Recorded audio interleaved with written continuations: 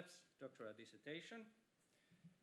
The doctoral candidate is Amira Abou-Taleb, whose MA is from American University in Cairo. Her doctoral dissertation at the University of Helsinki is entitled The Concept of Ihsan, Beauty/Goodness in the Quranic Moral Worldview. And on my left-hand side is the opponent, Dr. Karen Bauer. Her PhD is from Princeton, and she is Senior Research Associate in the Quranic Studies Unit at the Institute of Ismaili Studies in London.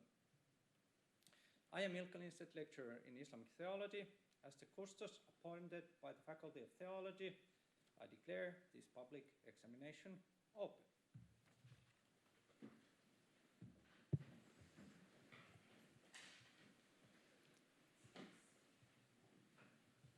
Honored custos, honored opponent, dear guests from near and far, and those watching online, thank you for being here.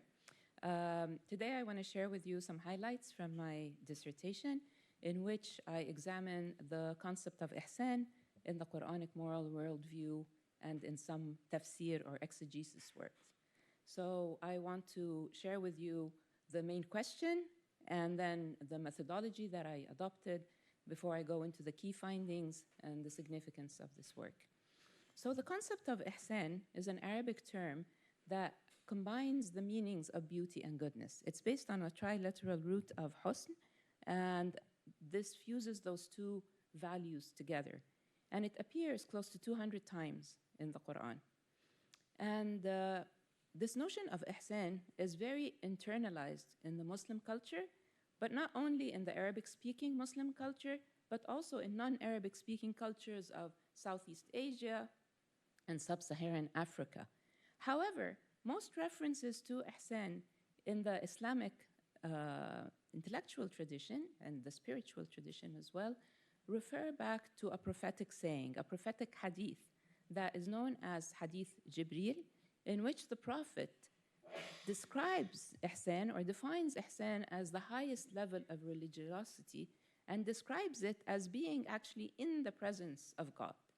So this is where it achieved this very high status that it has, yet I couldn't find any academic study that researched this concept in the Quran. And I was intrigued by that. I wanted to know what the Quran says about ihsan. Can there be like a broader picture, something that we learn more about? Because even though it's internalized, you don't necessarily know exactly what it means.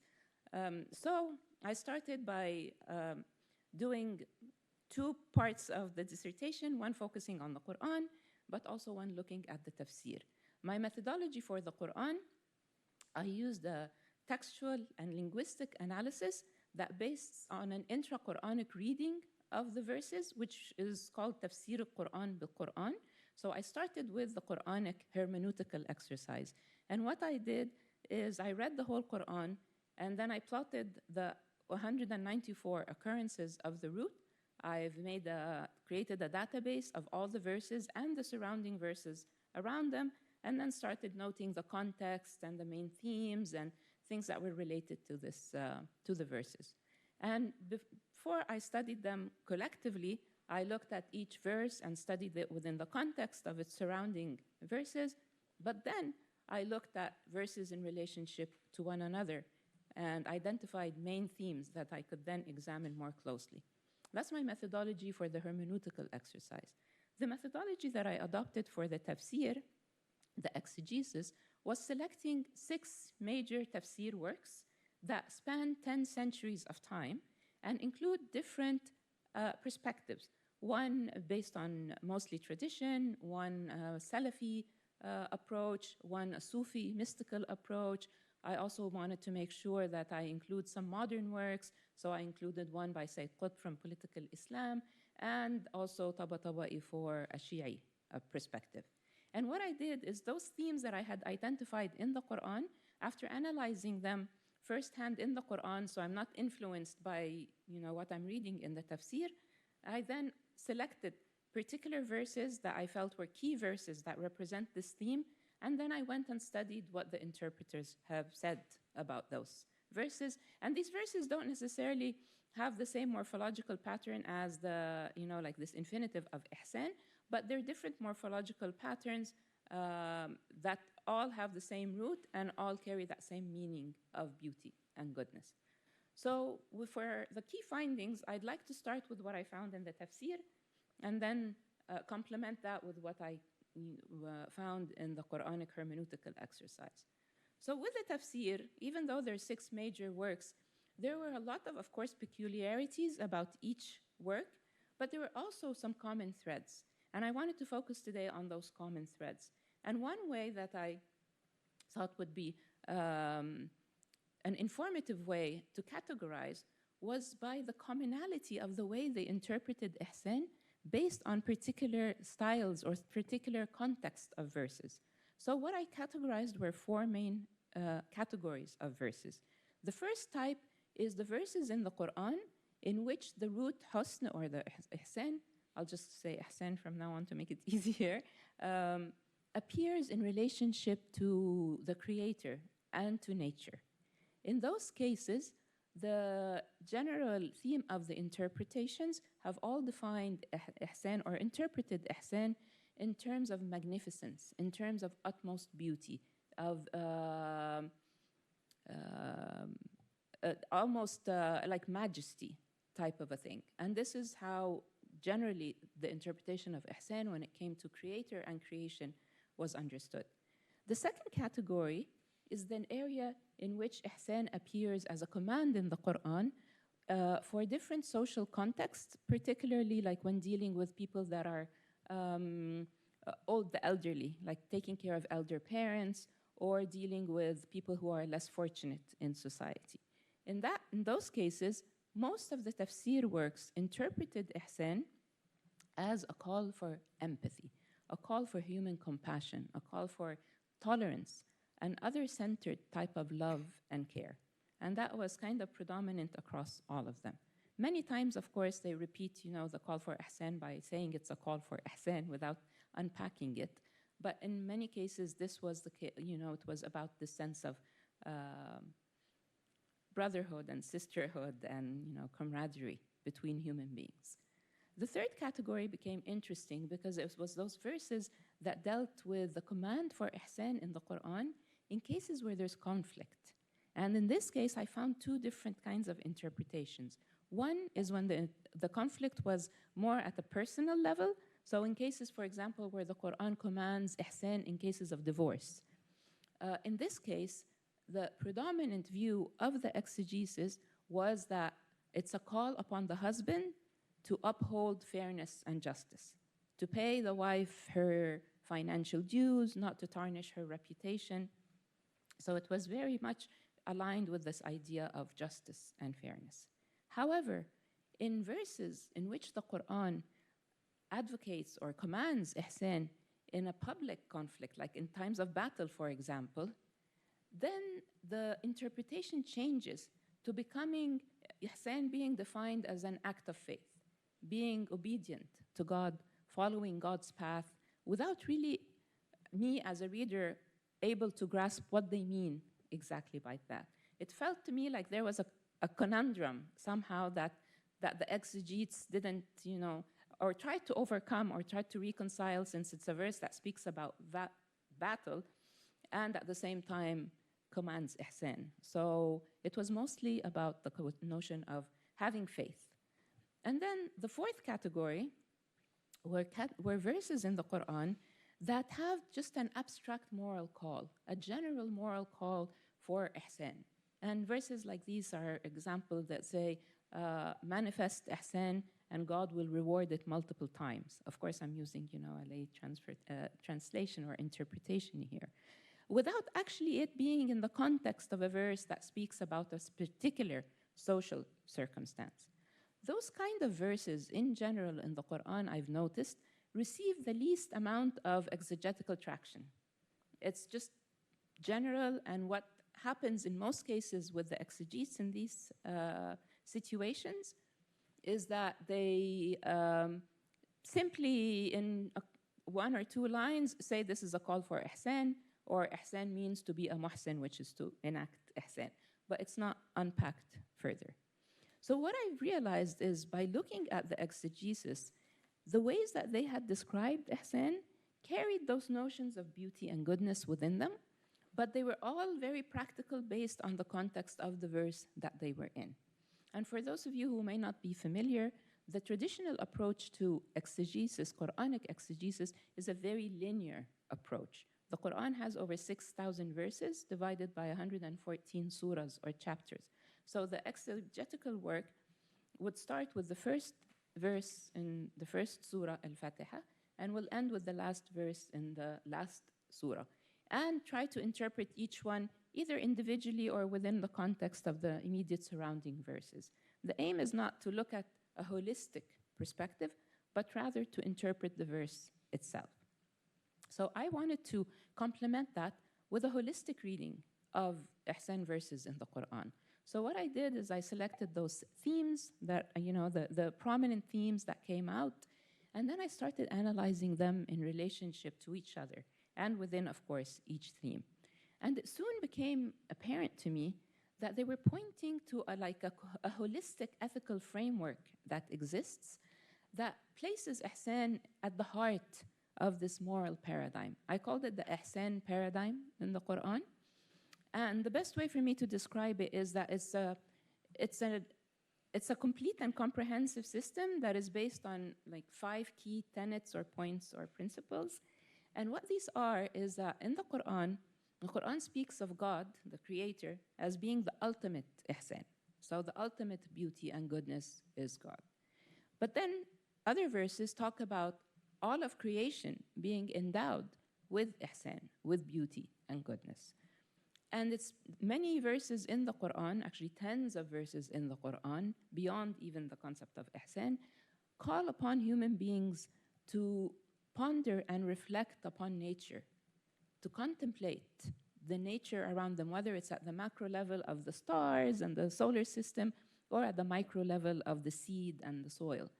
But it is all a way of reflecting the divine and presenting the sense of universal harmony. So one key chapter in my dissertation is about universal harmony.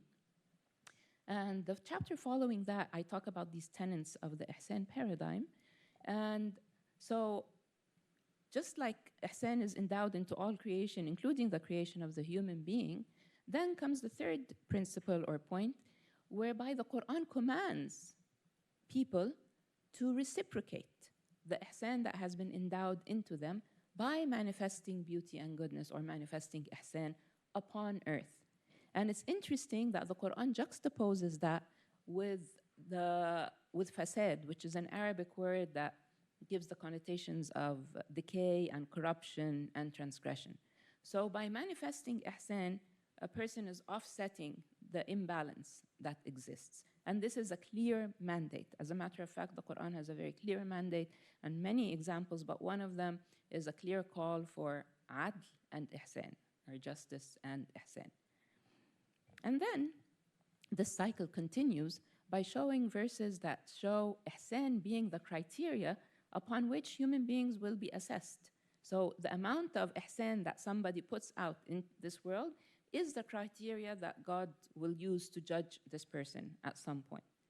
But even within their lifetime, or maybe in the hereafter, or for sure maybe in the hereafter, there's also the principle that every act of human ihsan is then again reciprocated by God. So there's this double reciprocity of, using this endowed beauty and goodness, manifesting it, but then it being multiplied by God, according to the Quran, multiple times. So this cycle then continues, ihsan emanating from God, going through creation, and the role of the human being, as far as my reading of the text is concerned, is for believing individuals to manifest beauty and goodness so they can live in alignment and in sync with this universal harmony that exists. So these were the key findings. Now I want to talk briefly about the significance of this. And the significance is first pointing out the way that they complement each other, the two parts of the analysis, the tafsir works and this holistic hermeneutical exercise. Both of them are aligned in showing ihsan to mean beauty and goodness. Of course, the tafsir works turn it to a very practical level, so either it's majesty or magnificence or empathy or compassion or just faith. They're all different signs of beauty and goodness. But they're not looking at them. The aim is not to look at it holistically. But when I did the Quranic hermeneutical exercise, not only was I able to transfer ihsan from a term that is present in every verse that is described by the meaning, in that verse, but to kind of bring it out as a concept, as a main concept in the Quran that shows how important beauty and goodness are as part of the moral value of the text itself. So looking at things from a conceptual level is very important because it allows our mind to think critically about the ideas, to make connections between things. And this was very important. And particularly when I was looking at the themes and looking at the connections between the themes, and this was the topics of chapters 4 and 5, actually 5 and 6, it was dealing with situations in which the Quran commands ihsan and analyzing the social constructs around those situations. And what it came to mind after looking at all the similarities and identifying basic trends in the Quran, I realized that this call or this command for ihsan are at very difficult times, at times of hardship. And one might not necessarily think of it that way, because oftentimes in Egypt, where I come from, the term ihsan has been used as a way of connoting, charity, giving money to the poor. But it seems like this might be a form of ihsan from my reading, but it's a very shallow way or, trivializing or simplistic way of understanding ihsan. From what I looked at in the Quran, ihsan is mandated. There are 17 occurrences in which the Quran mandates that adults take care of their elder parents. And anyone here has probably heard of stories or experienced yourself the difficulty of dealing with an elderly person in terms of physical difficulty, in terms of emotional and psychological strain. So these are times where one can be prone to being impatient, to say the least, being abrupt. So the call here is not only to try to be fair, but to even go beyond that, to be beautiful. And the Quran makes it very clear that this is not a call only for taking care of the physical needs of the elder person, but also the emotional needs, because there is a command to speak beautiful words. So this is one area that shows that it speaks to this maybe disposition that as human beings we have to be short-tempered. Other cases where the ihsan is commanded for those who don't have any family support, like orphans, for example, and those who are vulnerable in society, like the masakin. And it doesn't specify that the masakin are only those who are impaired financially, but it could be different types of vulnerability or being ostracized in the society. So here are situations where a human being, in our egotistical self, can act in a way that might be condescending, or to say the least, indifferent. So here is another call to kind of realize that and recognize the role the human being has. A third context, and this is my entire chapter 6 is just about conflict. So it's this call to push back all that is evil with beauty and goodness. And this is repeated many times in the Quran, even to the point of in battle.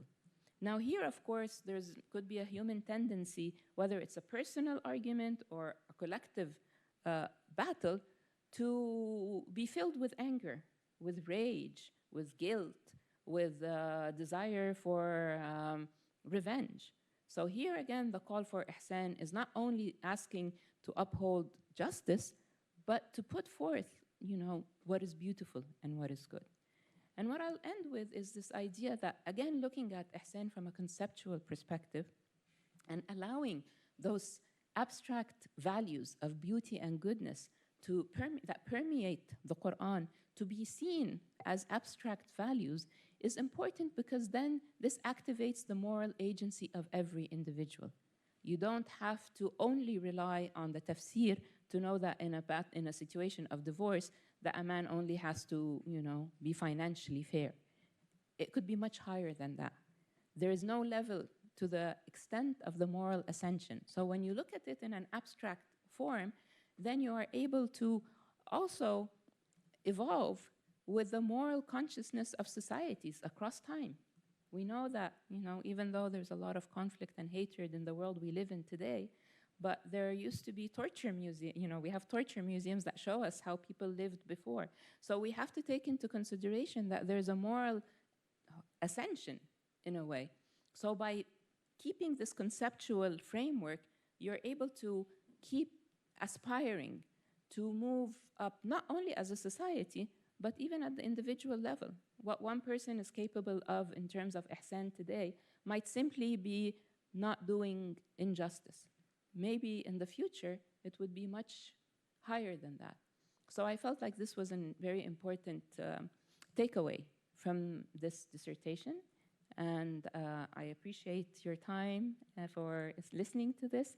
And now I invite you, honored opponent, Dr. Karen Bauer, to please share your critical comments. Thank you. So this thesis, as we just heard, is an examination of ihsan in the Quran and in certain select tafsir works. As Amira has told us,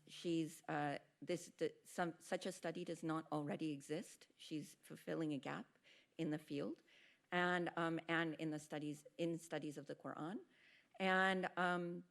and she has categorized the meanings of ihsan, as you have heard, into several kind of overlapping, I guess, spheres of places in which ihsan can be manifested. And so with that, she's examined, she's looked at this concept in certain verses, in certain works of tafsir, and all over the place in the Quran. So this is the scope and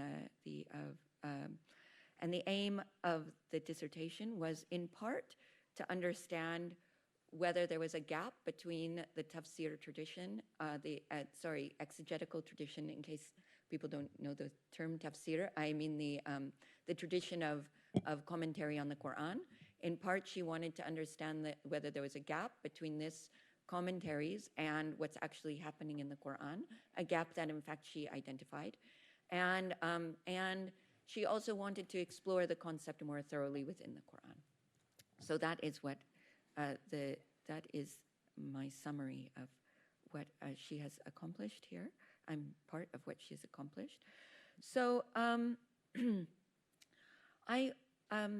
my questions, I have several questions. Now, tell me about how you exactly came up with your categories of ihsan in the Quran. I'll start with some questions about the Quran and ihsan in the Quran, and then move on to some questions about the commentarial tradition, the tafsir, and the falsafa that you've actually also looked into a little bit. Okay, so were there outlying instances? Were there any instances that you thought that puzzled you? That you thought, what actually is going on here? Or did you start out in a state of puzzlement for any of these instances and then end up understanding something through writing on this? And did you account for every instance of the root? Okay. Well, let me start with the latter part, with every instance. I did account in building the database with every occurrence of the root in the Quran, and those were 194 instances, and these were part of my analysis so I could derive the themes. So with every occurrence, I've listed, the surrounding verses and looked at the context and tried to look a little bit about like the morphology of the pattern of ihsan that's being used. And once I had the entire database after several months of work, I was able then to kind of look at the themes and see where there were connected themes. So yes, I looked at all of them, but when I came to analyze each theme, I only selected a few verses to put into the dissertation to look at those themes. But of course, those themes were a best effort in a way. because these were repeated, like the idea of the concept of ihsan in nature, for example, how it kept coming up. The concept of ihsan at times of, initially I had looked at it in terms of thinking maybe I should do each morphological pattern, like ihsan alone and muhsin alone and the command ahsinu alone. But then I realized that this was like a linguistic issue that didn't really serve the meaning that I was looking for. So then I opted to look at it in terms of the themes, the repeated themes.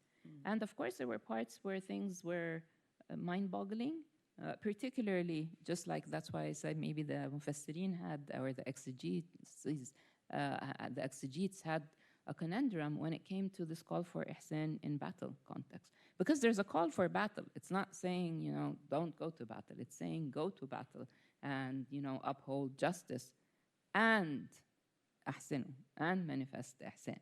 So to me, I couldn't really understand exactly what that meant.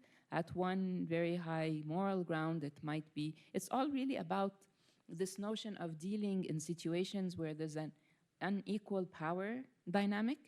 So where you can tend to transgress, for example, or realizing the vulnerability and the weakness of the other side.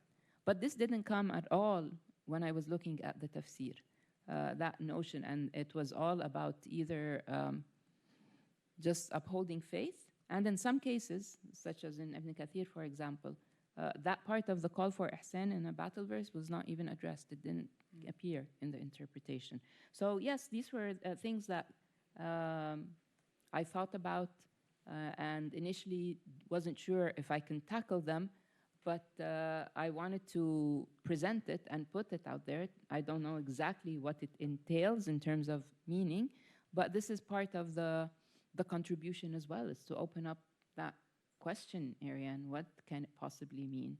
Also, the concept of ihsan in relationship to the religious other, like Ahl al-Kitab, is an area that could also be an interesting area of examination, but it wasn't repeated enough times for me to create it into a theme that I would completely focus on. But yes, I feel like there's more work that I could go back and find less recurring themes. So I have more questions about the tafsir tradition, Yes. A commentarial tradition, but I'm going to save them. Okay. We'll talk now about a little bit more about your findings within the Quran. So tell us more about universal harmony as a guiding principle. Some of the verses that you talk about with regard to universal harmony don't actually mention the term ihsan, which is something that you talked about just now in your summary. So how do you make the connections? And I wonder about where the concept of hell and punishment fits into your idea of universal harmony. Because if ihsan is a manifestation of universal harmony, then, but actually, the concept of evil and wrongdoing is also very important in the Quran. So is that not a part of the universal harmony, or what? How is that reconciled with a notion? What does the term harmony mean to you? Yes. Well, first, the concept of ihsan in relationship to creation, it was used in the Quran in the form of a superlative. Allahu alladhi ahsana kulla shay'in khalaqahu. God who like made, you know, the utmost beauty and goodness in everything that had been created. خلق الإنسان في أحسن تقويم, like including the human being as part of that, you know, endowing beauty and goodness.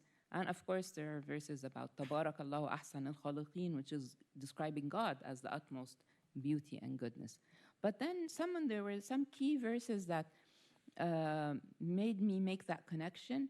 Like in the verse that says, أحسنوا ولا تبغوا الفساد في الأرض. Like, so this call for ihsan is in the same verse, juxtaposed to those who pursue corruption or transgression or decay.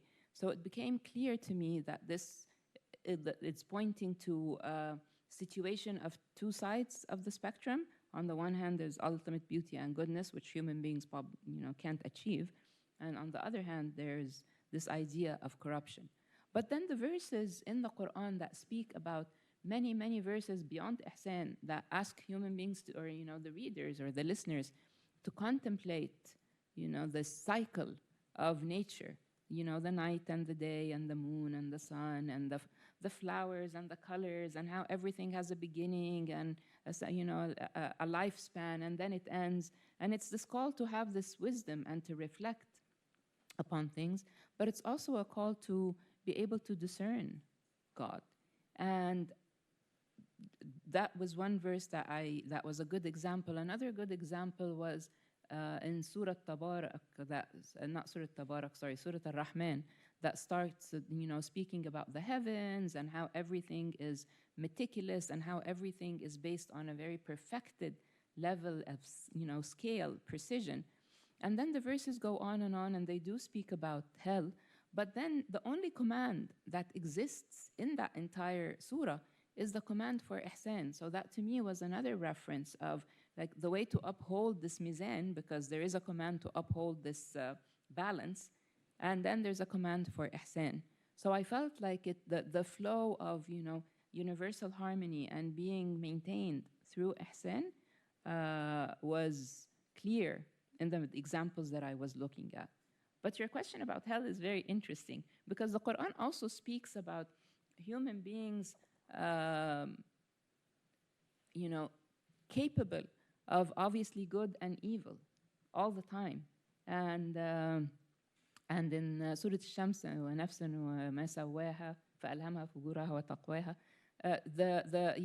it talks about human beings having a soul and being able to abide and purify this soul, or to move away from the essence.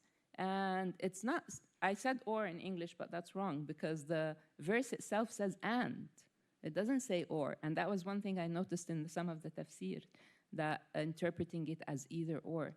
But there's references in the Quran that says that human beings have the capacity and to do both. So, and this I think is very interesting, because it creates this constant struggle of always thinking about like being morally conscious and aware of what it is that one is saying and one is doing, because it's not good people and bad people. It's that this goodness and evil can be within every human being. And that might be also at the heart of this call for being humble and humility, which is something that you talk about in your work a lot. And never be condescending, because you never know exactly who's where. So I thought that was really interesting. The idea of the Quran presenting a hereafter that has a judgment is very profound in the Quran. But I feel like the way that ihsan is positioned is the way to prevent that, is the way to move away from that, to live in the natural order is an order of beauty and goodness, and to be in alignment with that, one should be constantly questioning, the soul to move in that direction.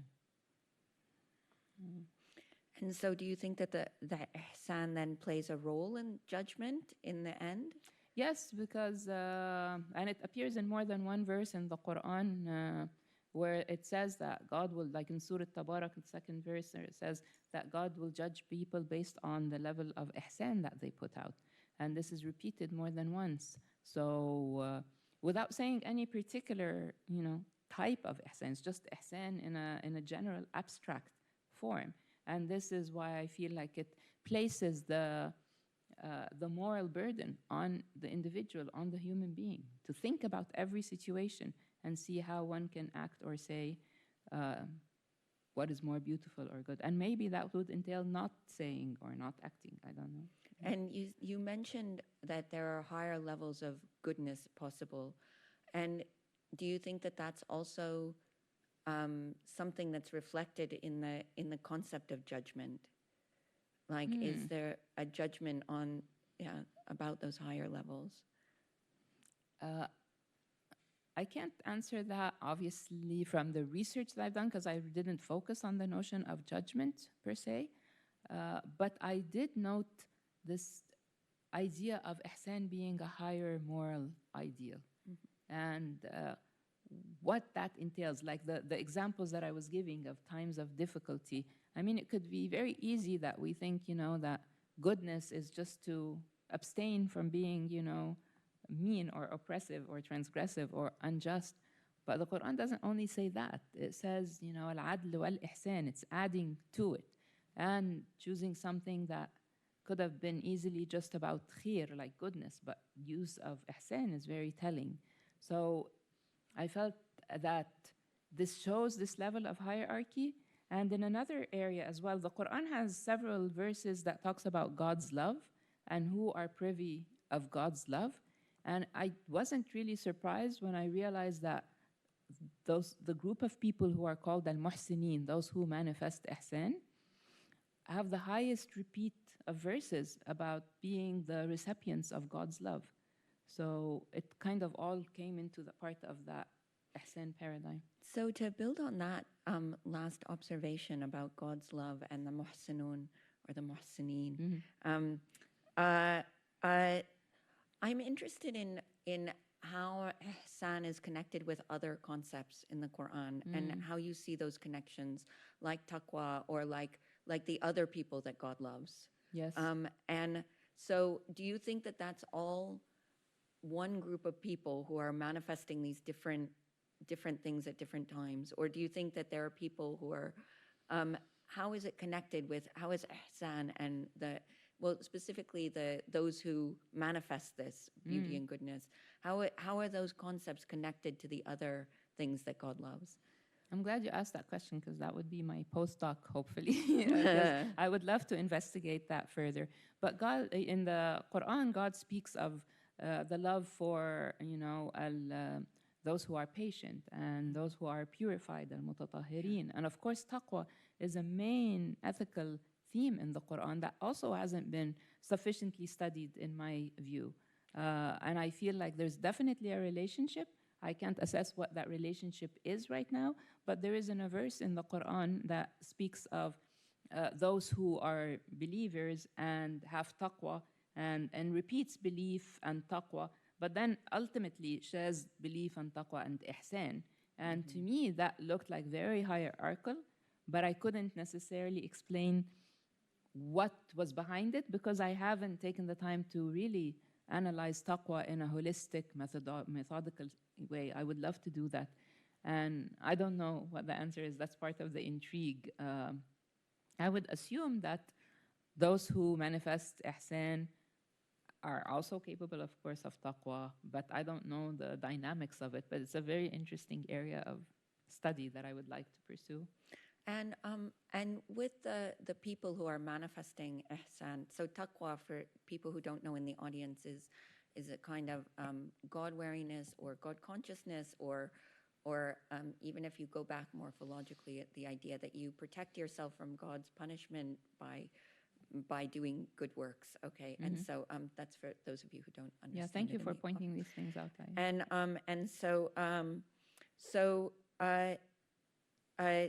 I'm interested in Izutsu's notion that good is a classifying term and that that it's too abstract to refer to concrete action.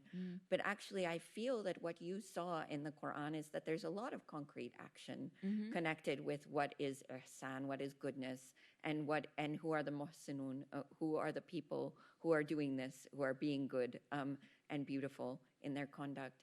And so I'm wondering how you would you challenge Izutsu's notion that there are these overarching conceptual categories that are just too vague? We just can't. I mean, and this is also connected to the last question and the connection with taqwa, because that's another. I assume that he's saying that that's another overarching category. Yes. But I think that what you identified is actually very specific things, and you could maybe outline some of those specific behaviors that are connected with this, and like other things, not just goodness, but what do you do to be good? Exactly. And then, this is very, like Izutsu's work is magnificent because he looks at, this linguistic approach to moral values in the Quran, and he studies them in relationship to one another.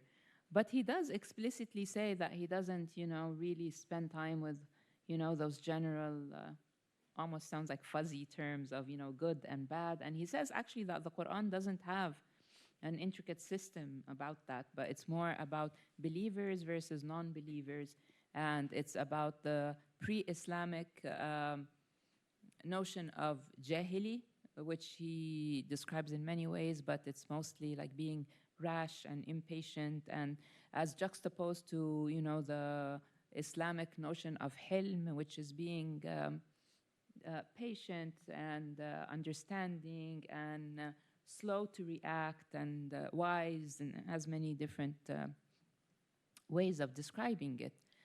But I felt that I would challenge Uzutsu on this notion of the good being too vague for two reasons. One is that there are very concrete examples of context in which ihsan is mandated. So like with the orphans or the masakin or with the battle or with, in cases of divorce and all those situations. And I would even take ihsan a step further, but that requires us another part of an analysis, which is the environment, environmental protection and being part of, taking care of this universal harmony. But I also feel like leaving it at the conceptual level of beauty and goodness, as I mentioned, is actually a very profound way of making sure that human beings continuously elevate in their morality, whether as societies or as an individual. What I'm capable of doing today, maybe I wasn't capable of doing yesterday, or hopefully I could do better in the future. So by keeping it at this vague level or this abstract level of beauty and goodness, it allows that human being to be constantly thinking instead of being told this is what you have to do and then sufficing or having that moral complacency. If a religious scholar told me all I have to do at times of divorce is pay her money, then that's it. But it might be so much more than that. And I feel like keeping it general puts the burden on the believer to enact this ihsan. So yeah, I think that Uzutsu didn't, his analysis really didn't get into that. And by saying that there's no really system of good and evil in the Quran, I feel it was a bit off the mark. And maybe had he done further research or looked at those general terms, maybe he would have, been able to say a little bit more about it. Yeah, and then, connected with that then is, so what you're saying, as far as I understand, is that there are concrete things, concrete ways that ihsan is manifested, and there are concrete examples. There's also, it relates to a general notion. And I'm wondering how that's then connected to where this notion can be found in Quranic verses and Quranic surahs. So if we think about the idfa billati hi ahsan, for instance, which is a really, for those of you who are not speakers of Arabic or scholars of this is a very widespread concept. It's a very specific, in the Quran, there's only, I think, one verse that says it, or there might be two. More than one. Yeah, there are two where it's definitely a thing, which is to, respond in the most beautiful way. And right, and so idfa billati ahsan is like you respond in that most beautiful way. And there, although it's not mentioned very often in the Quran, it taps into something in the Quran, and it's very widespread. People know it. It's very known. Like Muslims know it everywhere. But interestingly, it doesn't really play a part in studies of Islam or studies of the Quran. That concept is basically unknown in the field of study of the Quran, which I find really interesting. And so I'm wondering if you could talk about first how that is placed in the Quran, in the verses where it's found, or in the surahs where it's found, and what it's specifically responding to. But then also, if you want to comment further on any kind of notions of how that taps into the general, you could also do that. Yeah, one of the, I think, the very, very telling verses is the 41:34, which is, and I'll just do the interpretation of the English, is that Hasana and a sayyi'ah, which whatever you translate sayyi'ah as something that is bad, maybe, are not equal. So it's not, they don't carry the same value. And then it goes on to say, push back, all that is ugly or evil or bad with what is beautiful and good. And then it speaks about this power of ihsan, that it has the power to transform an arch enemy into a cherished or a dear friend. So there's almost like this magical power of showing beauty and goodness and how it makes people react. Now, this particular verse comes in the context of describing people who are generally good people. Like it starts 2 verses before it about the people who led the straight path. And when they met the angels told them, you have nothing to worry about. You have no fear.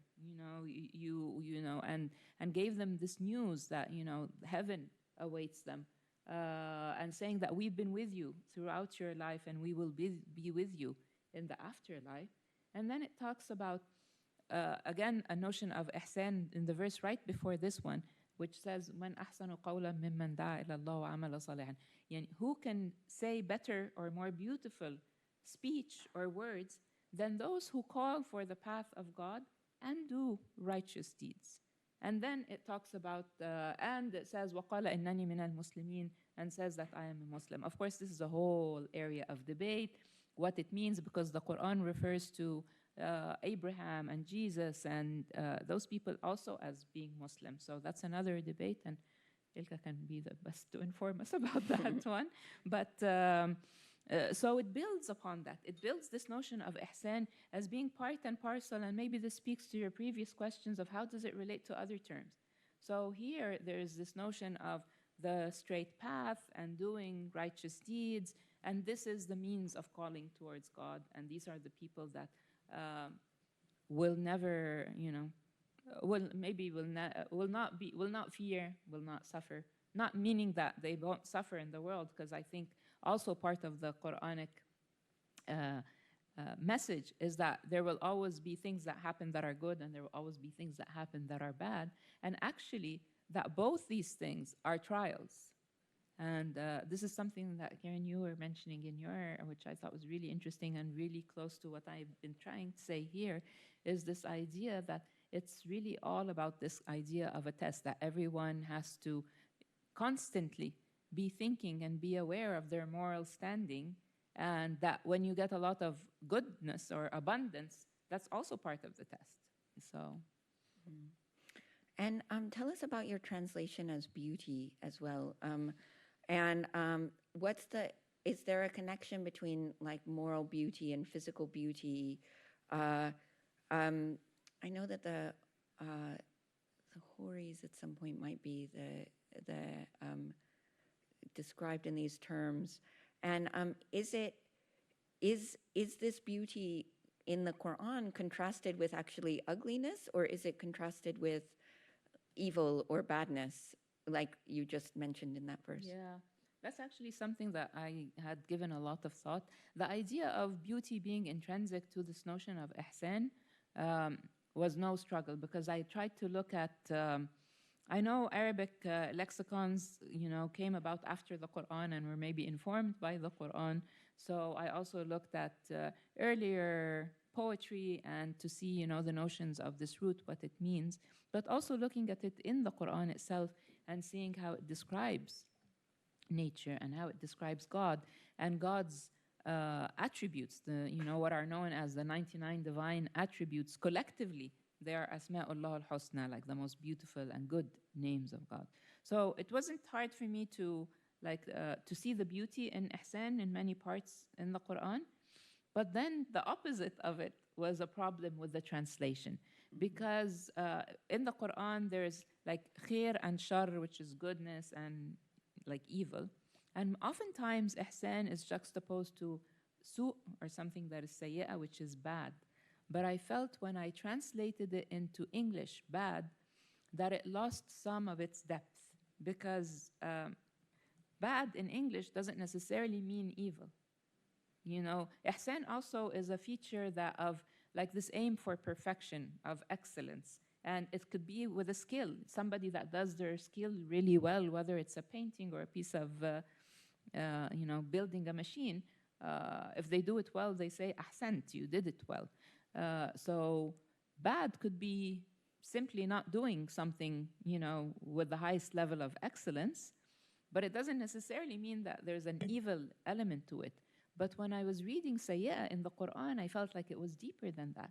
As a matter of fact, it was something that related to emotions, like in أصابتك حسنة تسوءهم, like some people describing people that get angered or annoyed or feel distress when something good happens to you. So that I felt that was much greater than bad. So then I got into this conundrum of like how do I combine evil and bad into one word? And that's what led me to this notion of ugliness. Because when I also looked at like the meanings of sayyi in Arabic, on many different lexicons, it said it is كل ما هو قبيح, like everything that is ugly can be sayyi. And I didn't feel like bad lived up to that translation. So then I used ugly, which also aesthetically seemed better than, because I'm talking about beauty as a discourse. And definitely what you're saying is very important. And I'm sorry that I didn't point that out. I'm not talking about tangible beauty. I'm talking about beauty in its holistic sense. It's moral beauty, but it's also tangible beauty, because there's a lot of beauty associated with the Quran itself aesthetically. The sound and the recitation and the calligraphy and the illumination of the book itself, and the way people revere it, and the feeling that it that it triggers in many people when they read it, that spiritual connection. These are all forms of beauty. So I felt like ugliness would be a more kind of a general term, even though the Quran doesn't really talk about qubh, like the word for ugly as qubh. It appears only one time in the Quran and not in this context that I'm talking about. Yeah. But it was more a translation. Okay. And because you have the tayyibat and the khabith, you have the tayyib and the khabith, yes, that's a contrast, like the wholesome and the I guess the malignant almost. Yeah, exactly. But those bad terms are hard to translate into English often. The terms for badness, evil, And that might hark back to what Izutsu was saying as it being too general.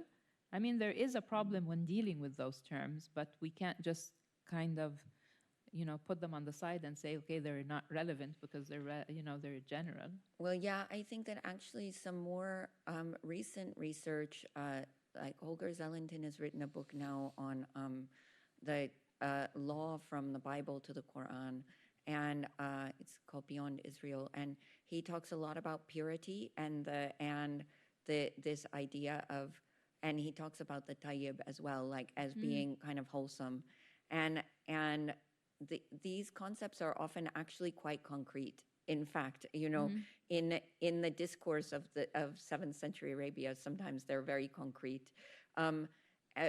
Something that Izutsu might not have picked up on or might not have been able to pick up on is that sometimes these different terms that to us, we don't know how specifically to translate them, but actually they might have had a concrete referent back then or something very specific. But that's, so now, okay, let's see.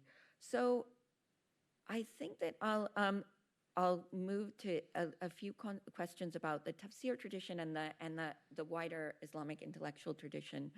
So why do you think that the tafsir was limited in its treatment of ihsan? And do you think that that is because you were looking at specific verses in a specific genre of text that's not actually, the genre of text is not actually dedicated, as you say, it's a genre that's kind of dedicated to a specific type of analysis. And do you think that that affected your results? And did you see different types of treatment when you looked at the works of falsafa or the philosophical works or other types of work like that? I looked at some works of like kalam and a little bit of falsafa, It wasn't the focus of my research.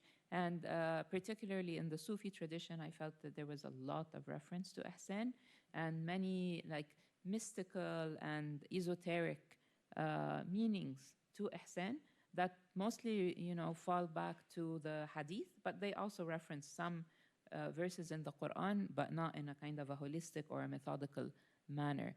But when I looked at the tafsir, I feel like this was, just the way the tradition had started and continued, and the aims and methods that you talk about, in your book. It wasn't to look at things holistically. And I personally feel like this is very much informed by the context of the times. Like my earliest work that I examined was the Tabari in 10th century. Tabari lived in Abbasid, Baghdad, which is the time of forming this Islamic empire that is now stretching from, east to west, has defeated the Byzantine Empire, the Persian Empire.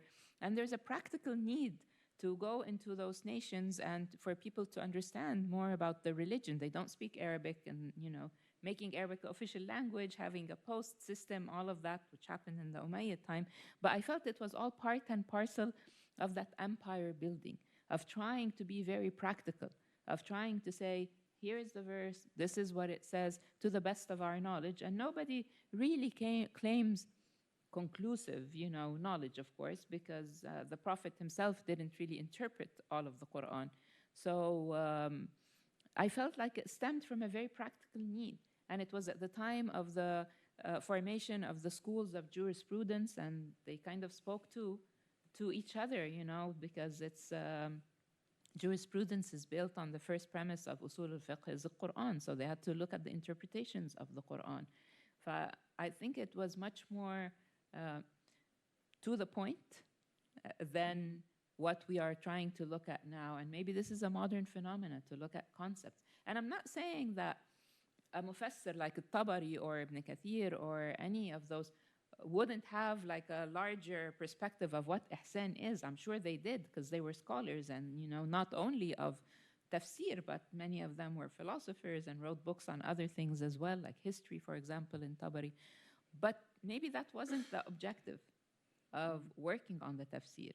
And tafsir is a very genealogical tradition, and it's going, and they build upon each other. They say sometimes different things, but there's this general kind of body that kind of, and you mentioned once that they speak to each other.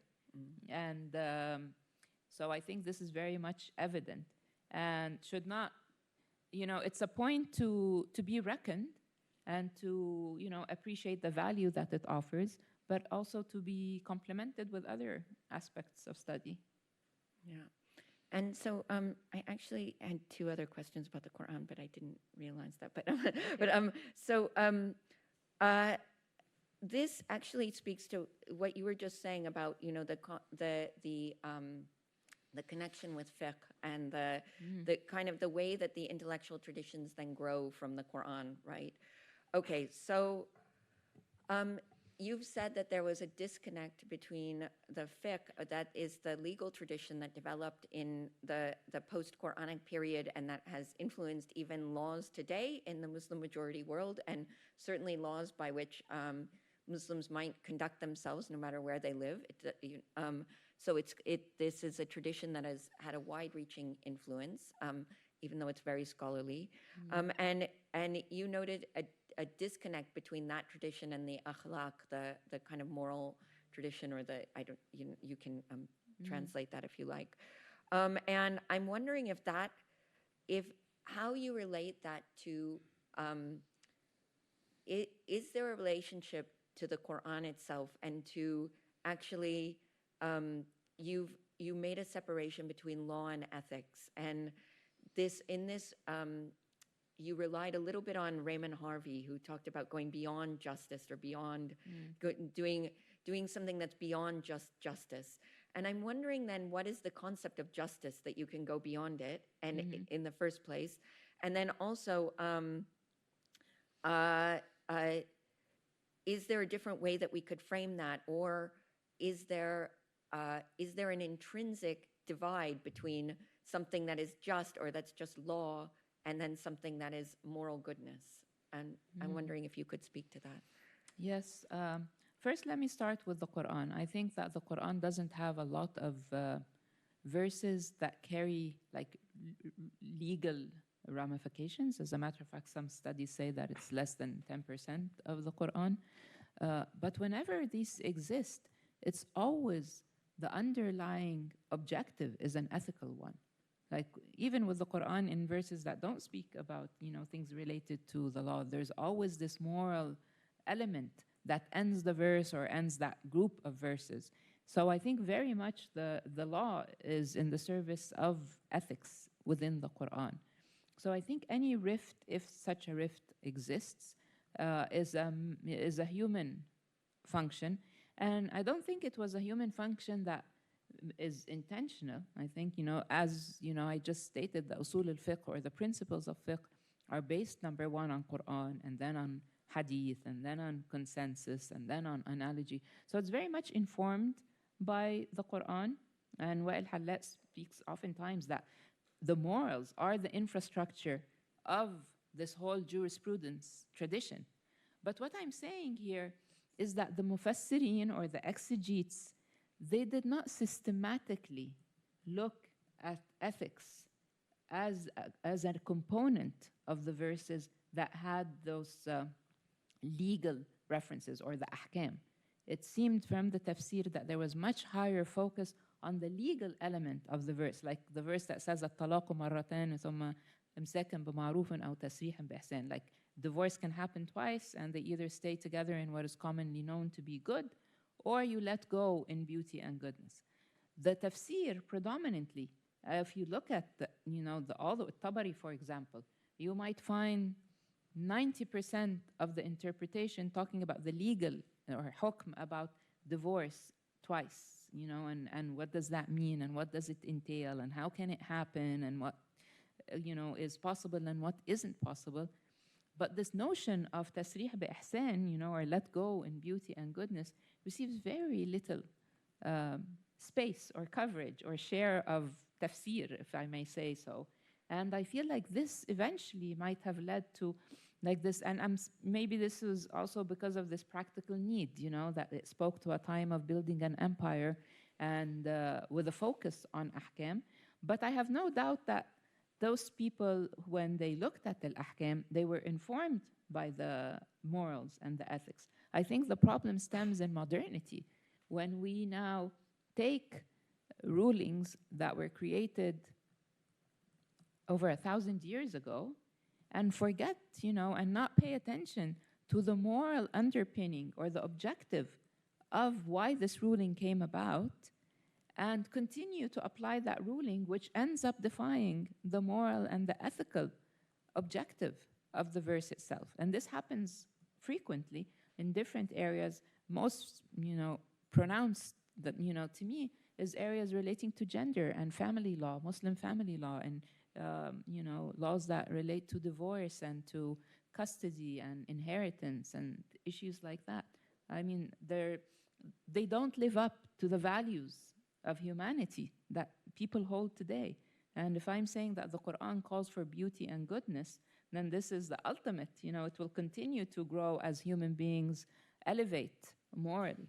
But then often places we're stuck with laws that don't speak to that anymore. As a matter of fact, they end up delivering the opposite, being transgressive and unjust. And I think this is what I was trying to say when I said that there's a rift between the law and the morals. And do you think that, you just said that the problem is in modernity, but do you think that there was no, okay, so then what does that mean about the creation of the law at the time of, when fiqh was being created, and when that was a kind of a genre that was starting out, or that was, so obviously those jurists were not thinking, oh, I'm going to do something immoral or amoral, or, this is not their perspective. Of course, as you say, their perspective is, I'm relying on the Quran. Of course. I'm going to however, do you think that that relationship is strong? Do you actually think that because some studies of fiqh have shown that, for instance, they rely more on precedent or on the opinions of early jurists rather than going actually back to the Quran itself. Like they weren't actually referencing the Quran. So do you think that that had an effect on the formation of the fiqh and the way that it incorporated or didn't incorporate moral ideals? I think it's a question of the intentions and the methodology. So I have no doubt the intentions have always been to uphold, what is right and what is just. And I think as far as law is concerned, it's hard to expect law to do anything more than justice. And we haven't talked about the concept of justice, which is very important. But the methodology that they use, like there has been recent work in digital humanities that looks at over 200 works of jurisprudence throughout the years and shows that most of them, and tries to track the Quranic verses that they cite. And it's a very limited number of Quranic verses. So what you're saying, can be very true, where they are relying on other aspects. And there was also the personal judgment of the jurist. This had, before modernity, and now that we have a code, laws and codes and all of that, where it took away this human element of the jurist, the qadi, to evaluate the situation and rule maybe differently based on the context. That's gone. So now we're left with these very hard rulings that in many parts of the world, in the Muslim majority world, that don't serve the objective anymore.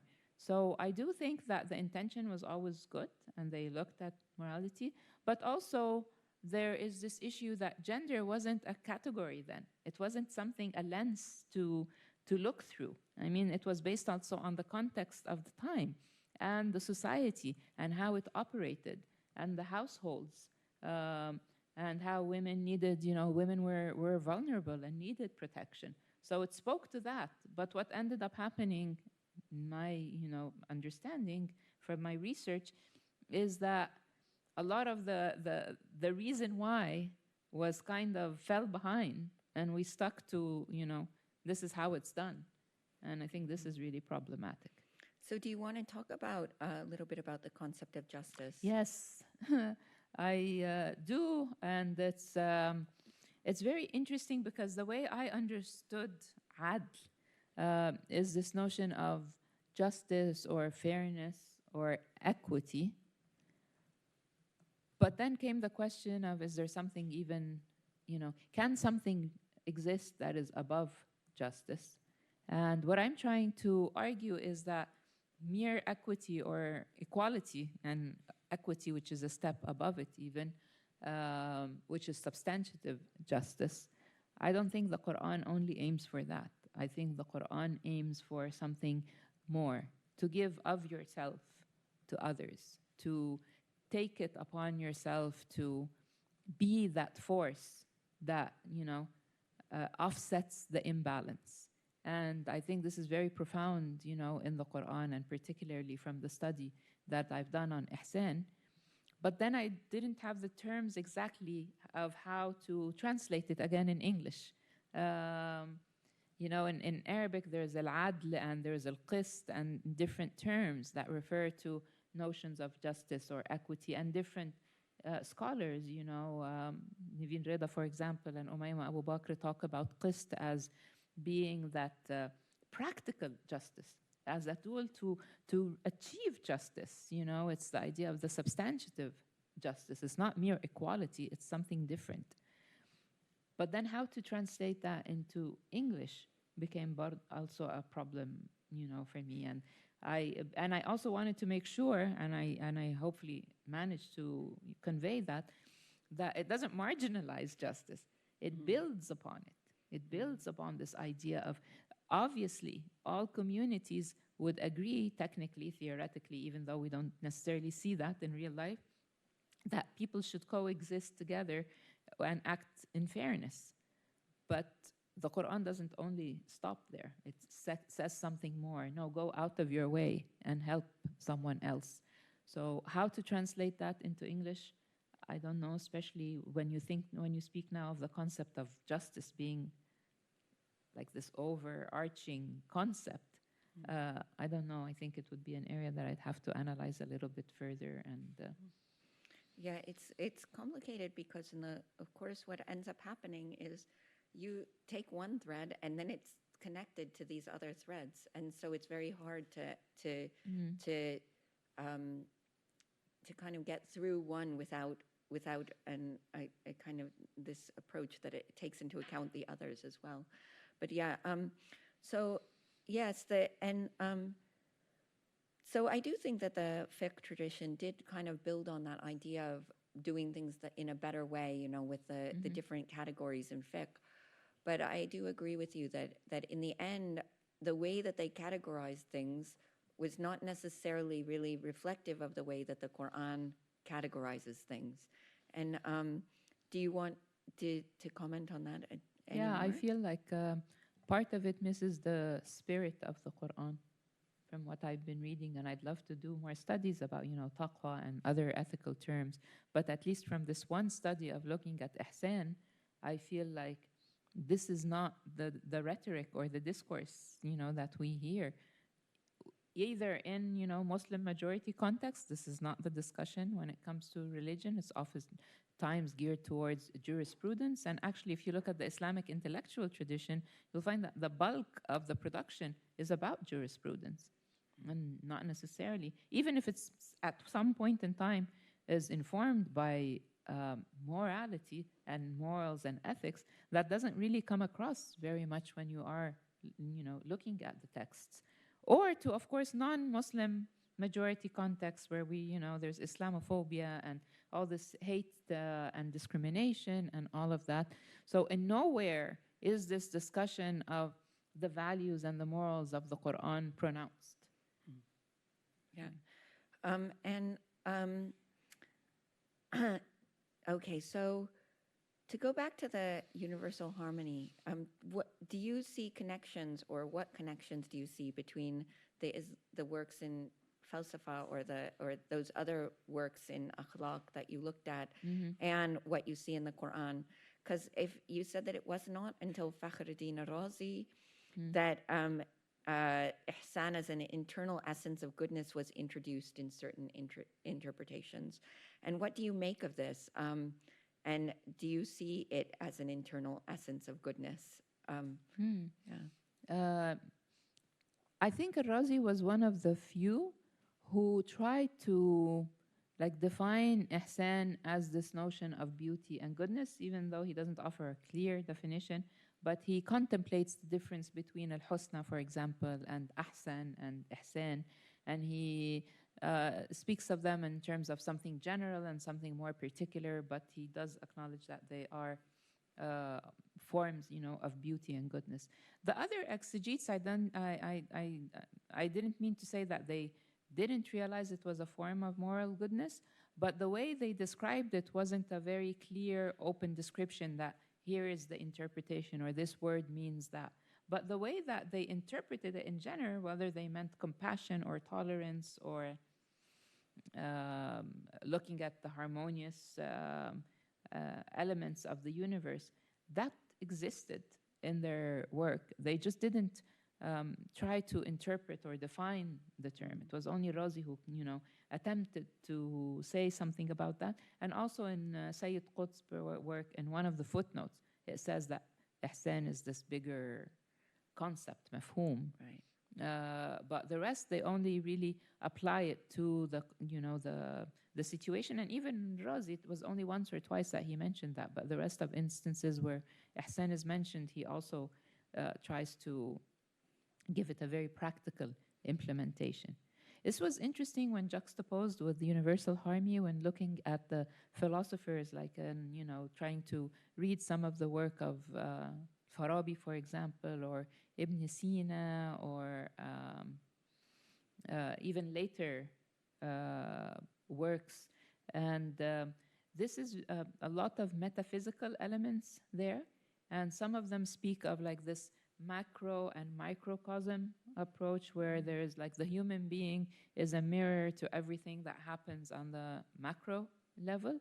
So these were really interesting discussions, but from my readings, and that wasn't the focus of the whole dissertation, it was a focus of one of the chapters, it wasn't a systematic way of looking at it in the Quran. It was more of a philosophical, approach to understanding human existence and the objective, of existence, basically. So I thought it was really interesting, and I thought it fit into this notion of universal harmony that I'm identifying in the Quran. But on the one hand, the philosophers didn't talk necessarily about the Quran in any systematic fashion. And the Mufassirin didn't really address philosophical issues very much. They did talk, maybe Sayyid Qutb and the Razi speak about things that are more reflective, and contemplative. And they do speak about this idea of universal harmony, but not necessarily with naming it as a concept. But they do say that, there's such a level of precision and everything operates together seamlessly and precisely. And so there's a lot of that. Some, Qutb maybe would be the most that speaks about this notion of harmony, tanasuq al-jamil, and he speaks about that. But again, not identifying a particular concept like they do in philosophy, for example. And do you think that there are things that you might have missed by taking the approach of looking at 6 tafsir works? Or what was your aim in, the related question is, what is was your aim in looking at the works of tafsir? And was that served by looking at it in the way that you did, with that number of works and with looking at a few verses in each work? Well, the aim initially was to just strive to something to, juxtapose with, to see is there this notion when you look at something systematically and methodically and holistically and comprehensively, what do you come up with, and there had to be something to also compare it to and to also inform my understanding of the Quran, although I made sure that I always looked at the Quran and did the hermeneutical exercise before going to the tafsir. But I could also benefit from what they are saying when when I read their works. Then came the problem of how do you identify a few works of tafsir. Initially, I had 10 listed, but in the discussion with my supervisor, that seemed too much. But then 6 were, felt it was still a lot, but because I wanted to see those different affiliations, I had to have something that was Sufi and something that was Shi'i and something that was modern and something that was Salafi. So I did that, but then I had to use only select number of verses when looking. So definitely, I think there can be more room to looking at the tafsir work in a holistic manner like I did in the Quran, which I haven't done.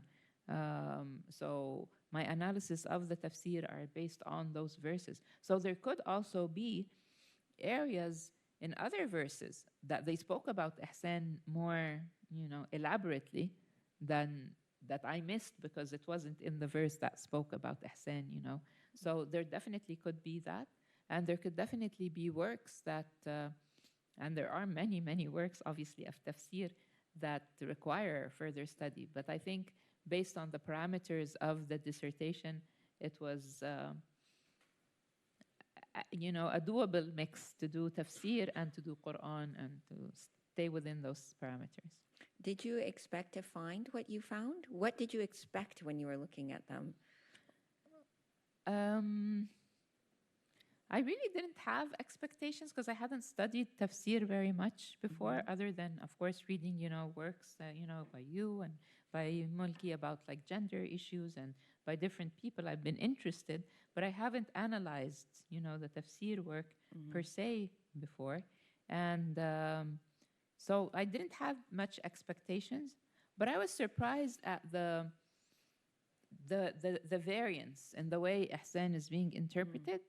I understand maybe the part of the majesty and magnificence and precision because it's talking about something about a cycle and nature and all of that, and also the part of tolerance and compassion. I was surprised when it came to battle and they only spoke of faith, and some didn't speak of ihsan at all in their interpretation. That to me was very interesting, and the way that they invested very little time in addressing just general moral commands, like just abstract moral commands. Didn't seem like something that, or maybe they thought it was just understood, that it didn't need interpretation. Maybe they thought what really needed interpretation were the verses that have like maybe occasions of, revelation, or they can, have a level of complexity that they needed to address. I don't know, of course I don't know why, but what I see is what exists, and those general ethical commands, if they're not associated with a very specific, concrete context, then they're often given little attention.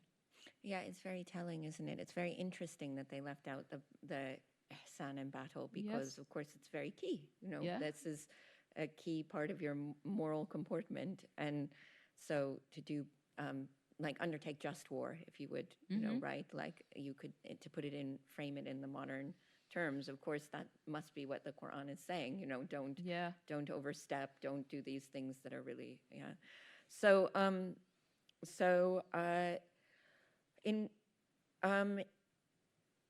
now, it seems like, though, that you have an understanding of ihsan then that isn't quite reflected in the tradition. So what are the implications of that? I mean, do you think that we're better placed to understand these Quranic terms these days? And what about your own situation would affect your understanding of ihsan in the Quran? And what is it about your methodology that would lead you to a better place of being able to understand a Quranic concept than those exegetes in those medieval and modern people who are looking at it before you? Well, I think that I can't say that, my approach is better. I think this approach is complementary. And I think that looking at them together as a holistic, unit can help shed more light on what the Quran is trying to say. But I also feel like any text is really a living text, and the Quran speaks of itself as a text that is for all time. So being, here in this, 21st century where I am at, this is part of addressing, what the Quran is saying about itself. That, don't treat it as a dead text, that, people examined, years ago. Of course, many people still examine it, but it's something that is alive and living. And I think that from that notion of universal harmony, there's so much in the Quran that talks about, how change, things develop and things change, and that's part of human nature. And with that change comes new ways of doing things and new values and new systems. So, and that's very clear in the Quran. Like in the Quran, for example, there is reference of how you show, kindness and fairness and justice to those who are enslaved. But it doesn't abolish slavery. Does that mean that, we need to stick to that? Because in that context, it was understood that it was the moral message behind it that was important. But in other parts, such as discussions around gender, it doesn't necessarily see it that way. So I feel like, yes, adding this new approach, and I'm sure people can bring in other approaches that would also, just keep adding pieces of the puzzle so we can have a better picture. I don't know if we'll ever know exactly, see the full picture. I think this is beyond, us. But we can definitely try. And I think it's important to also never shun the work that has already been done, because there's a lot of validity in this work. And even if we define some gaps or some shortcomings, every work has shortcomings and has gaps. So I think it's this collective effort of looking at them all together in a holistic manner,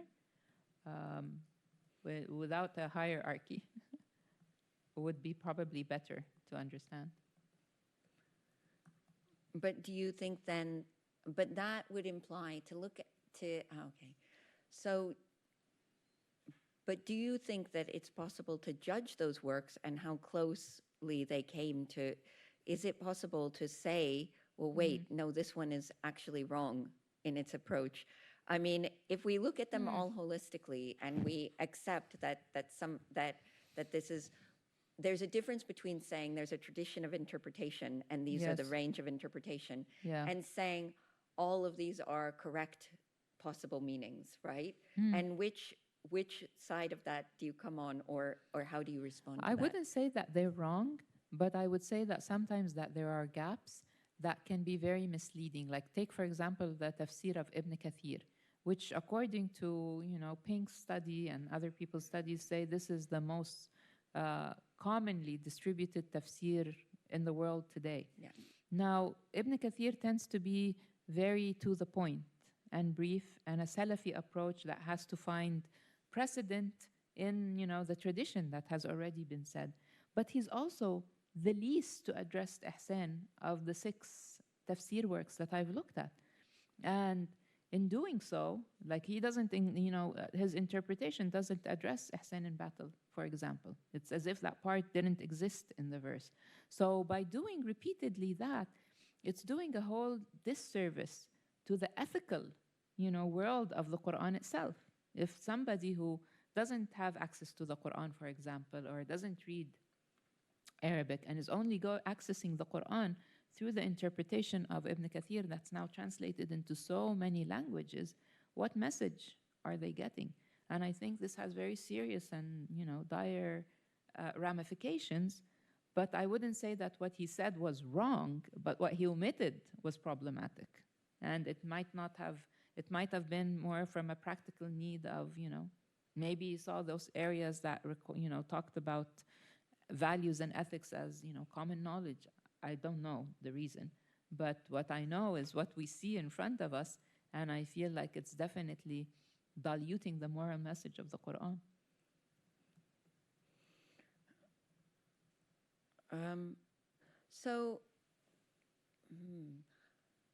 But the interpreters themselves would sometimes say that each other were wrong. They would sometimes say you are wrong.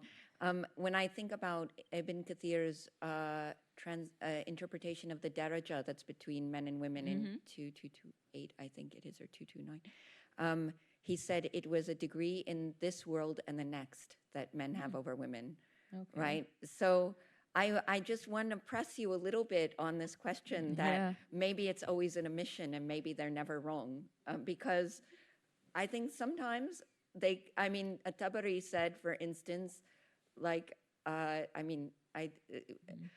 Tabari has had interpretations that other interpreters viewed as wrong. I can go into that another time if you want, or later.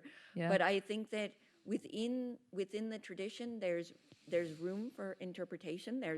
But there are also times when even the interpreters themselves, even the ones that are solidly in the tradition, go to a place that other interpreters find unacceptable, problematic, and they say that each other is wrong. And so I wonder about the idea of, this can vary from subject to subject, of course. In a subject like gender, maybe it comes out more, those things, because we can see certain things in a different light today.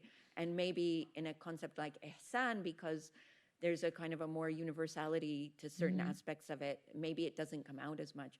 But I would definitely press you on the idea that they omit things, but that they are never, that you wouldn't be able to judge whether they're wrong.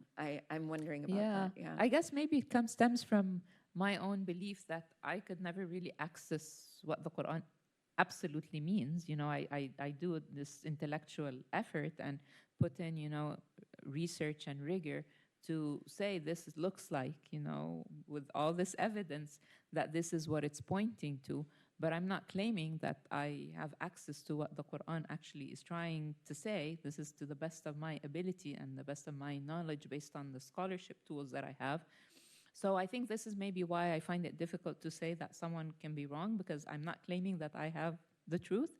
But I do realize that one thing that I've noted is the level of tolerance to ambiguity. And this is something that you noted before as well, that earlier works such as Tabari from the 10th century, he can list one verse and he can say this person interpreted it this way, but this other person said this, and they can be completely different.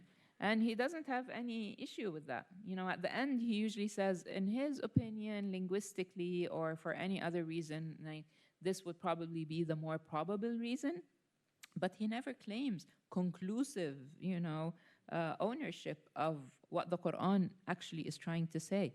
This is not the case in modern works. When you look at Sayyid Qutb, for example, or Tabatabai, what is being presented, or even Ibn Kathir, because he's very abridged, he just shows one perspective. And then you start noticing that it's either this, if you don't agree with this, then you're wrong. And I think this in and of itself is wrong. Right. Yeah. Yeah, so because there's a within the tradition, for those of you who don't know it as well, there would be this thing that the exegetes would often say, well, Allahu A'lam, Yes. when they give their own opinion, right? God actually knows best. They'll give their opinion as to what the interpretation is, but then they say, but, they think that the other people are wrong, but God is the one who knows Yes, best, right? exactly. Yeah. And so I think that this is the tradition that you're continuing on in some sense. Probably, yes. Yeah, in some way. So I'm wondering, though, what is it about? Well, one question that I have is, why do you think that this was never studied before in the modern period, in the field of Quranic studies? Why do you think that this concept of goodness and beauty has been omitted? We do have concepts of justice, as you know. That's a very common thing to talk about. Yes. But the higher level of action of goodness and beauty is really very seldom talked about. And I'm wondering why. In fact, now there are some works coming out, including, coincidentally, I have things coming out that are talking about this, but not with the term ihsan, don't worry. I'm not treading on your toes. But but there are a few things coming out at this moment that are looking at things in that way. But in fact, until now, in the study of the Quran, this has been very marginalized. Absolutely. In Western academia, and possibly as well in the Arabic sources that you've at least looked at. And I wonder why you think that is. Why do you think that justice has been so crucial and important, and equally fiqh has been something that is, there are chairs for Islamic law in universities, and not chairs for Quran in those same universities, Wow. And that's really interesting to me. Yeah. Why do you think that is? I think it's multiple reasons. One is also like what happened, 1100 years ago, is stemming from a practical need. There's a lot of injustice in Muslim family law, and there is a need, and this was started by feminist scholarship, to say there's a problem here. And this started the focus on ethics, but in the service of delivering justice. So I think it's only a matter of time when it comes to that perspective, trying to establish justice as a basic foundation to build upon. And when you're starting from being quite far removed from justice, you really have to fight for that. But that's not the only reason. I think areas of this notion of beauty is often understood in terms of aesthetics. And in departments of like Islamic civilization, you'll find that this level of aesthetics are circulated or discussed in units of like Islamic art and architecture, which is a huge area of study. Yet there is no theological angle in those units or in that area of study. Like they are art historians or art, critiques. They talk about, the style, the material, who imported what from who, and a lot more, of course, than that. But they don't tie it back to the theology because they don't speak to the theologians. The departments are divided in a way that they don't really speak to one another, or this has been the traditional way.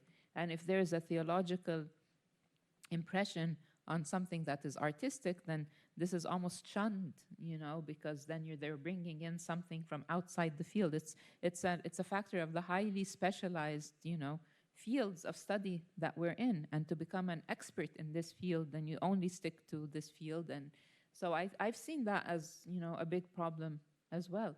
But within Quranic studies and even within theology itself, it really hasn't appeared. But like you said, it's now starting to appear, and I think this is a very welcome, time and welcome approach. And I would assume that we will see a lot more of it, because once things start opening up and, people start talking about things, and I think we'll probably start seeing more interdisciplinary work. Once this becomes allowed, once this is allowed in academia to produce a work that, might be informed by a theological underpinning from another department in the same university, for example.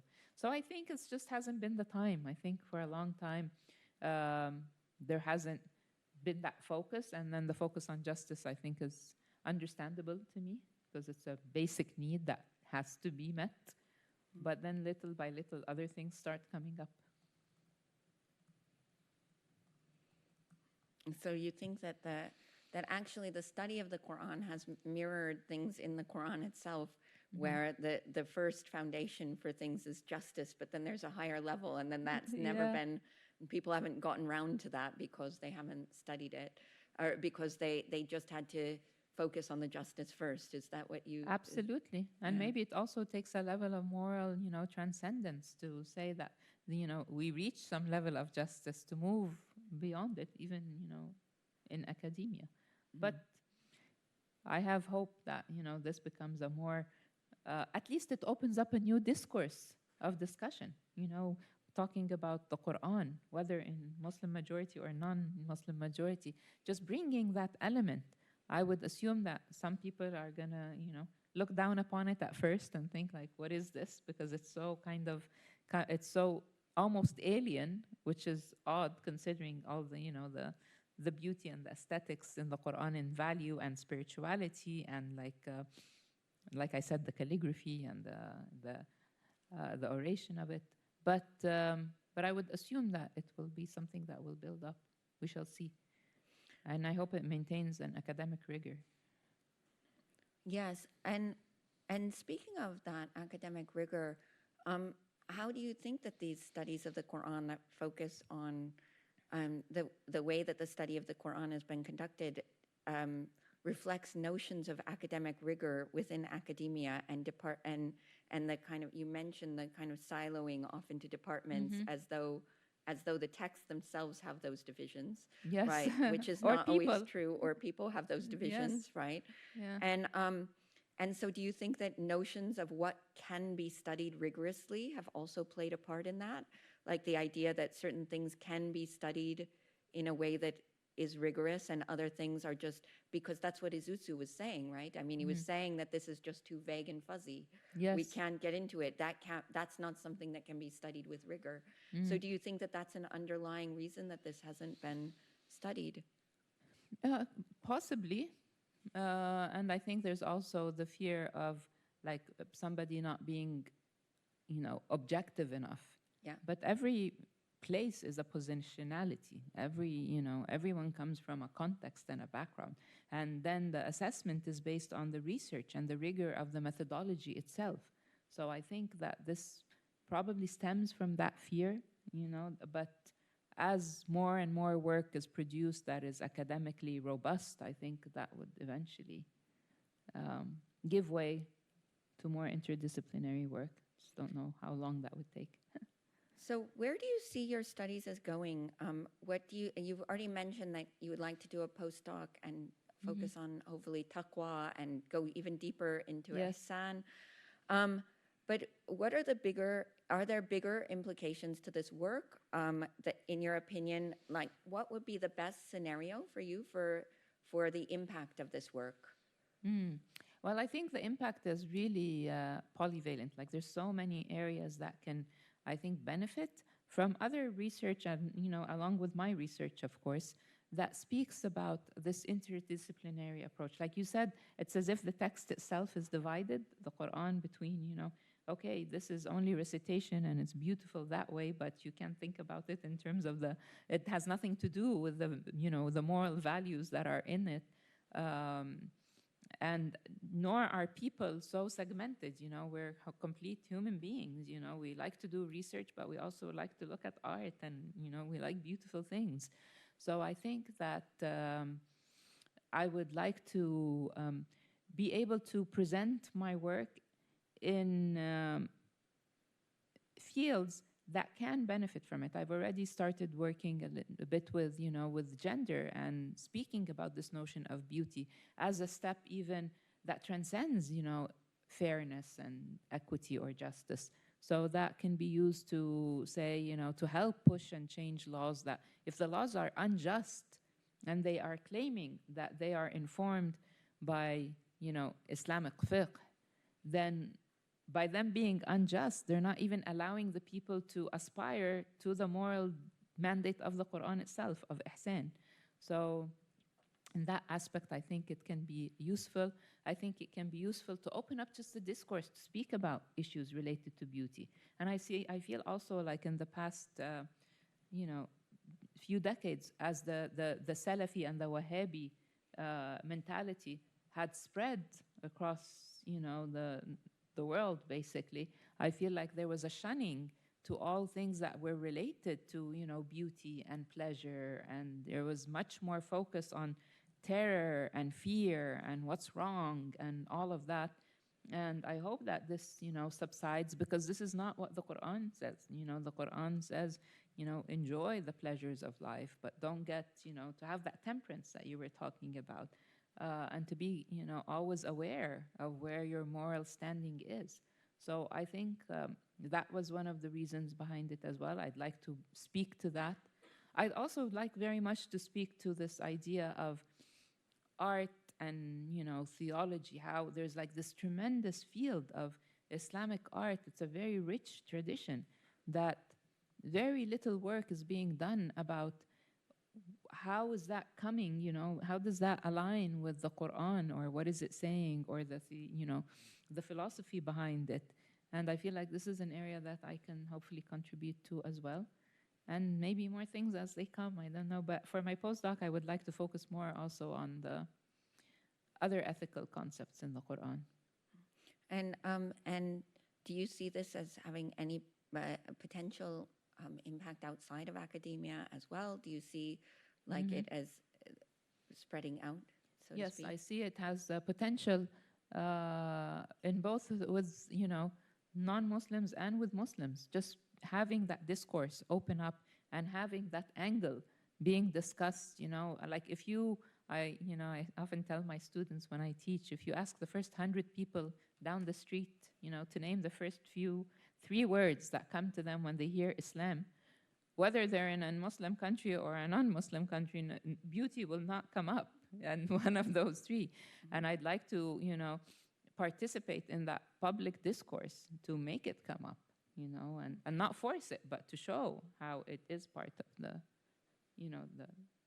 the principal tenet of, Islam, which is the Quran. And everything supposedly stems from there. Okay, so let's see. Well, I'm ready to conclude this examination.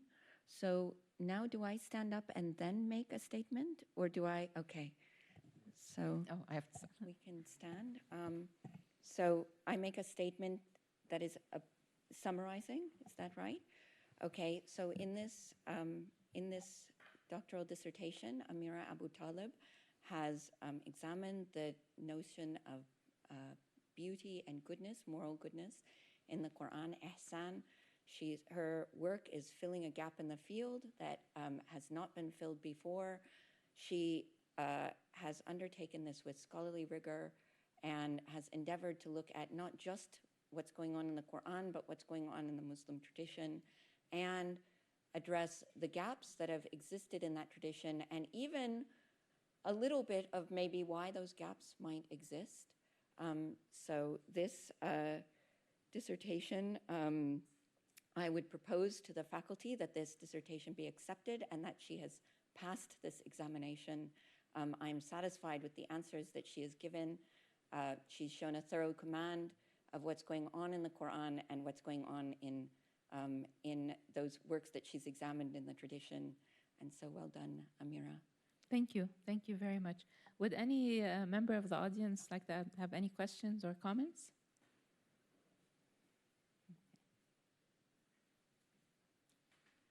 not, I declare this public examination finished, completed. Thank you.